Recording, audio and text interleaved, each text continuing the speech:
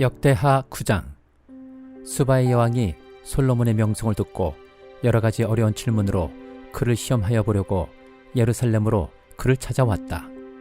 그는 많은 수행원을 데리고 또 여러 가지 향료와 많은 금과 보석들을 낙타에 싣고 왔다. 그는 솔로몬에게 이르자 마음속에 품고 있는 온갖 것들을 다 물어보았다. 솔로몬은 여왕이 묻는 모든 물음에 척척 대답하였다. 솔로몬이 몰라서 여왕에게 대답하지 못한 것은 하나도 없었다. 수바의 여왕은 솔로몬이 온갖 지혜를 갖추고 있는 것을 확인하고 그가 지은 궁전을 두루 살펴보고 또 왕의 상에 오른 요리와 신하들이 들러앉은 모습과 그의 관리들이 일하는 모습과 그들이 입은 제복과 술잔을 받들어 올리는 시종들과 그들이 입은 제복과 주님이 성전에서 드리는 번제물을 보고 나서 넋을 잃었다. 여왕이 왕에게 말하였다. 임금님께서 이르신 업적과 임금님의 지혜에 관한 소문을 내가 내 나라에서 이미 들었지만 와서 보니 과연 들은 소문이 모두 사실입니다. 내가 여기 오기 전까지는 그 소문을 믿지 못하였는데 내 눈으로 직접 확인하고 보니 오히려 내가 들은 소문은 사실의 절반도 안 되는 것 같습니다. 임금님께서는 내가 들은 소문보다 훨씬 뛰어나신 분이십니다. 임금님의 백성은 참으로 행복한 사람들입니다. 임금님 앞에 서서 늘 임금님의 지혜를 배우는 임금님의 신하들 또한 참으로 행복하다 아니할 수 없습니다.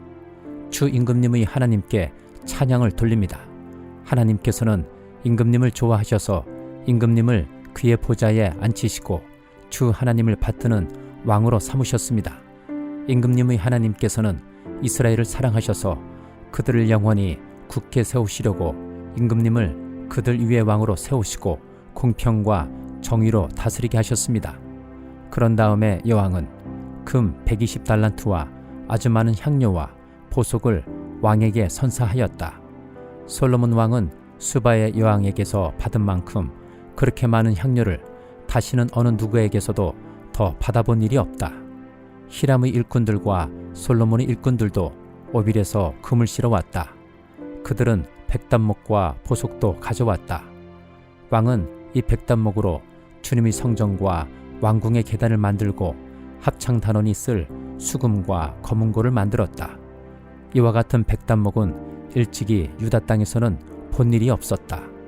솔로몬 왕은 스바의 여왕이 가져온 것보다 더 많이 주었을 뿐만 아니라 여왕이 요구하는 대로 가지고 싶어하는 것은 모두 주었다. 여왕은 신하들과 함께 자기의 나라로 돌아갔다. 해마다 솔로몬에게 들어오는 금의 무게가 666달란트나 되었다. 이 밖에도 관세 수입과 외국과의 무역에서 벌어들인 것이 있고 아라비아의 모든 왕들과 국내의 지방 장관들이 보내오는 금도 있었다. 솔로몬 왕은 금을 두드려 펴서 입힌 큰 방패를 200개나 만들었는데 방패 하나에 들어간 금만 해도 600세겔이나 되었다. 그는 또 금을 두드려 펴서 입힌 작은 방패를 300개 만들었는데 그 방패 하나에 들어간 금은 300세겔이었다. 왕은 이 방패들을 레바논 수풀궁에 두었다. 왕은 또 상하로 큰 보좌를 만들고 겉에 순금을 입혔다. 그 보좌로 오르는 층계는 계단이 6이었으며 보좌에 붙은 발받침대는 금으로 만든 것이었다. 앉는 자리 양쪽에는 팔걸이가 있고 팔걸이 양옆에는 사자상이 하나씩 서 있었다. 6개의 계단 양쪽에도 각각 6개씩 12개의 사자상이 서 있었다. 일찍이 어느 나라에서도 이렇게는 만들지 못하였다. 솔로몬 왕이 마시는 데 쓰는 모든 그릇은 금으로 되어 있었고 레바논 수풀궁에 있는 그릇도 모두 순금으로 만든 것이었다. 솔로몬 시대에는 은은 귀금속 축에 들지도 못하였다. 왕의 배들은 히람의 일꾼들을 태우고 다시스로 다니며 새해마다 한 번씩 금과 은과 상아와 원숭이와 공작새들을 실어오곤 하였다. 솔로몬 왕은 재산에 있어서나 지혜에 있어서나 이 세상의 어떤 왕보다 훨씬 뛰어났다. 그래서 세상의 모든 왕들은 솔로몬을 직접 만나서 하나님께서 그의 마음속에 넣어주신 지혜의 말을 들으려고 하였다. 그리하여 그들은 각자 은그릇과 금그릇과 옷과 갑옷과 향료와 말과 노새를 예물로 가지고 왔는데 해마다 이런 사람들이 방문이 그치지 않았다. 병거 끄는 말을 메어두는 마구간만 하더라도 솔로몬이 가지고 있던 것이 4,000칸이나 되었다. 기병은 12,000명에 이르렀다.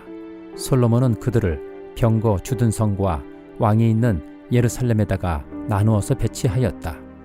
그는 유프라테스 강에서부터 블레셋 영토에 이르기까지 또 이집트의 국경에 이르기까지 모든 왕을 다스렸다. 왕의 덕분에 예루살렘에는 은이돌처럼 흔하였고 백향목은 세펠라 평원지대의 뽕나무만큼이나 많았다. 솔로몬은 이집트에서 그리고 다른 모든 나라에서 군마를 사들였다. 솔로몬이 나머지 행적은 처음부터 끝까지 나단 예언자의 역사책과 실로 사람 아히야의 예언서와 iddo 선견자의 묵시록 곧 iddo가 느밧의 아들 여로보암에 대하여 쓴 책에 기록되어 있다. 솔로몬은 예루살렘에서 40해 동안 온 이스라엘을 다스렸다. 솔로몬은 죽어서 그의 아버지 다윗의 성에 묻혔다. 그의 아들 르호보암이 그의 뒤를 이어 왕이 되었다. 유다서 1장. 예수 그리스도의 종이요 야고보의 동생인 유다가 부르심을 받은 사람들 곧 하나님 아버지께서 사랑하시고 예수 그리스도께서 지켜주시는 이들에게 이 편지를 씁니다. 자비와 평화와 사랑이 여러분에게 가득하기를 빕니다. 사랑하는 여러분, 나는 여러분에게 우리가 함께 가진 구원에 관해서 편지를 써보내려고 여러 가지로 애쓰고 있었습니다. 그러던 참에 나는 이제 여러분에게 성도들이 단번에 받은 그 믿음을 지키기 위하여 싸우라고 권하는 편지를 당장 써야 할 필요가 생겼습니다. 몇몇 사람이 몰래 숨어들었기 때문입니다. 성경에는 그들이 받을 심판을 옛날에 미리 적어 놓았습니다.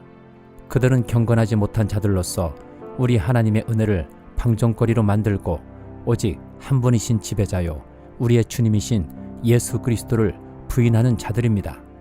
여러분이 이미 다 알겠지만 내가 다시 여러분의 기억을 일깨워 드리려는 것은 이것입니다. 주님께서는 백성을 이집트에서 한 번에 구원해 내시고서 그 다음에는 믿지 않는 자들을 멸하셨습니다. 또 그는 자기들이 통치 영역에 머물지 않고 그 거처를 떠난 천사들을 그 큰 날의 심판에 붙이시려고 영원한 사슬에 매어서 어둠에 가두어 두셨습니다. 그리고 소돔과 고모라와 그 주위의 성들도 그들과 마찬가지로 음란함에 빠져서 딴 육체를 쫓았기 때문에 영원한 불의 형벌을 받아 사람들에게 본보기가 되었습니다. 마찬가지로 이 사람들도 꿈꾸면서 육체를 더럽히며 권위를 업신여기며 영광스러운 존재들을 모독하고 있습니다. 천사장 미가엘은 모세의 시체를 놓고 악마와 다투면서 논쟁을 할 때에 차마 모욕적인 말로 단죄하지 못하고 주님께서 너를 꾸짖으시기를 바란다 이렇게만 말하였습니다. 그런데 이 사람들은 무엇이든지 자기들이 깨닫지 못하는 것은 욕합니다. 그들은 이성이 없는 짐승들처럼 본능으로 아는 것 바로 그 일로 멸망합니다. 그들에게 화가 있습니다. 그들은 가인의 길을 걸었으며 삭슬 발아서 발람의 그릇된 길에 빠져들었으며 고라의 반역을 따르다가 망하였습니다. 이 사람들은 함께 먹을 때에 자기 배만 불리면서 겁없이 먹어대므로 여러분의 애찬을 망치는 암초입니다. 그들은 바람에 밀려다니면서 비를 내리지 않는 구름이요 가을이 되어도 열매 하나 없이 죽고 또 죽어서 뿌리째 뽑힌 나무요 자기들이 수치를 거품처럼 뿜어올리는 거친 바다 물결이요 길 잃고 떠도는 별들입니다. 짙은 어두움이 그들에게 영원히 마련되어 있습니다. 이런 사람들을 두고 아담의 7대손 에녹은 이렇게 예언하였습니다. 보아라, 주님께서 수만 명이나 되는 거룩한 천사들을 거느리고 오셨으니 이것은 모든 사람을 심판하시고 모든 불경건한 자들이 저지른 온갖 불경건한 행실과 또 불경건한 죄인들이 주님을 거슬러서 말한 모든 거친 말을 들추어내서 그들을 단죄하시려는 것이다. 이들은 불만에 쌓여서 불평을 늘어놓는 사람들이요 자기들의 욕심대로 사는 사람들입니다. 그들은 입으로 허풍을 떨다가도 이익을 챙기기 위해서는 남에게 아첨을 합니다. 사랑하는 여러분, 여러분은 우리 주 예수 그리스도의 사도들이 예고한 그 말을 기억하십시오. 그들은 여러분에게 말하기를 마지막 때에는 여러분을 조롱하는 자들이 나타나서 자기들의 경건하지 못한 욕정을 따라 살 것입니다 하였습니다. 이 사람들은 분열을 일으키는 자들이며 성령을 받지 않고 본능대로 사는 자들입니다. 그러나 사랑하는 여러분은 가장 거룩한 여러분의 믿음을 터로 삼아서 자기를 건축하고 성령으로 기도하십시오. 하나님의 사랑 안에 머무르면서 자기를 지키고 영생으로 인도하는 우리 주 예수 그리스도의 자비를 기다리십시오. 의심을 하는 사람들을 동정하십시오. 또 어떤 불의 사람들에 대해서는 그들을 불에서 끌어내어 구원해 주십시오. 또 어떤 불의 사람들에 대해서는 그들을 두려운 마음으로 동정하되 그 살에 닿아서 더럽혀진 속옷까지도 미워하십시오.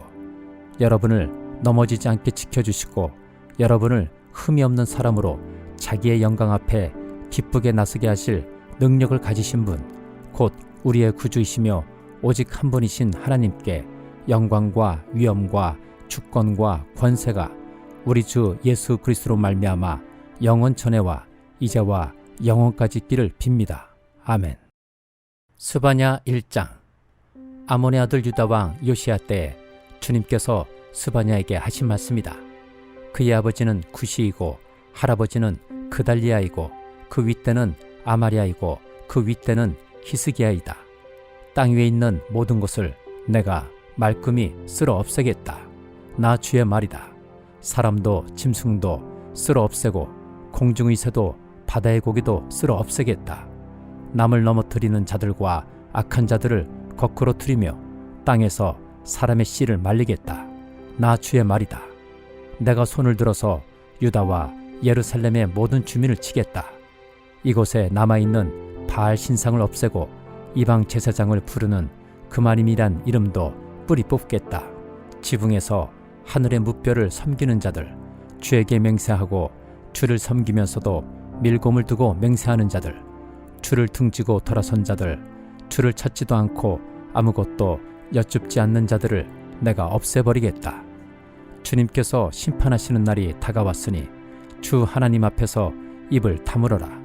주님께서는 재물을 잡아 놓으시고서 재물 먹을 사람들을 부르셔서 성결하게 하셨다. 나 주가 재물을 잡는 날이 온다. 내가 대신들과 왕자들과 이방인의 옷을 입은 자들을 벌하겠다. 그 날이 오면 문지방을 건너뛰는 자들을 벌하겠다. 폭력과 속임수를 써서 주인의 집을 가득 채운 자들을 내가 벌하겠다.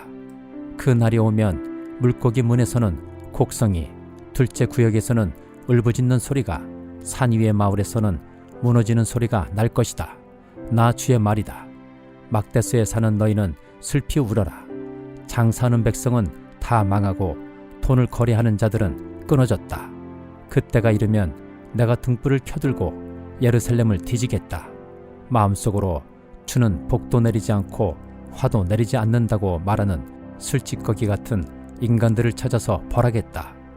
그들은 재산을 빼앗기고 집도 헐릴 것이다.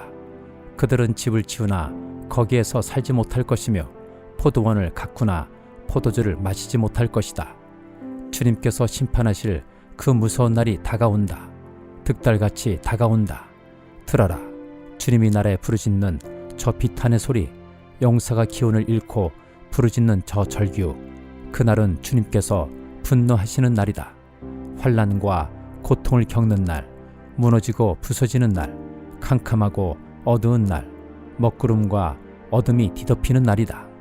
나팔이 울리는 날, 전쟁의 함성이 터지는 날, 견고한 성읍이 무너지는 날, 높이 솟은 망대가 무너지는 날이다. 내가 사람들을 괴롭힐 것이니 그들은 눈먼 사람처럼 더듬거릴 것이다. 이것은 그들이 나 주에게 죄를 지은 탓이다. 그들의 피가 물처럼 흐르고 시체가 오물처럼 널릴 것이다. 사람들이 가지고 있는 은과 금이 그들을 건질 수 없다. 주님께서 분노하시는 날, 주님의 불같은 질투가 온 땅을 활활 태울 것이다. 땅에 사는 모든 사람을 눈깜짝할 사이에 없애실 것이다. 누가복음 23장. 그들 온 무리가 일어나서 예수를 빌라도 앞으로 끌고 갔다. 그들이 예수를 고발하여 말하기를 우리가 보니 이 사람은 우리 민족을 오도하고 황제에게 세금 바치는 것을 반대하고 자칭 그리스도 곧 왕이라고 하였습니다. 그래서 빌라도가 예수께 물었다. 당신이 유대인의 왕이요? 예수께서 빌라도에게 대답하셨다. 당신이 그렇게 말하고 있어. 빌라도가 대제사장들과 무리들에게 말하였다. 내가 보니 이 사람에게는 아무 죄도 없어. 그러나 그들은 이렇게 주장하였다. 그 사람은 갈릴리에서 시작해서 여기에 이르기까지 온 유대를 누비면서 가르치며 백성을 선동하고 있습니다. 빌라도가 이 말을 듣고서 물었다. 이 사람이 갈릴리 사람이요? 그는 예수가 헤롯의 관할에 속한 것을 알고서 예수를 헤롯에게 보냈는데 마침 그때에 헤롯이 예루살렘에 있었다. 헤롯은 예수를 보고 매우 기뻐하였다. 그는 예수의 소문을 들었으므로 오래전부터 예수를 보고자 하였고 또 그는 예수가 어떤 기적을 일으키는 것을 보고 싶어 하였다. 그래서 그는 예수께 여러 말로 물어보았다. 그러나 예수께서는 그에게 아무 대답도 하지 않으셨다. 그런데 대제사장들과 율법학자들이 곁에 서 있다가 예수를 맹렬하게 고발하였다. 헤롯은 자기 호위병들과 함께 예수를 모욕하고 조롱하였다. 그런 다음에 예수에게 화려한 옷을 입혀서 빌라도에게 도로 보냈다.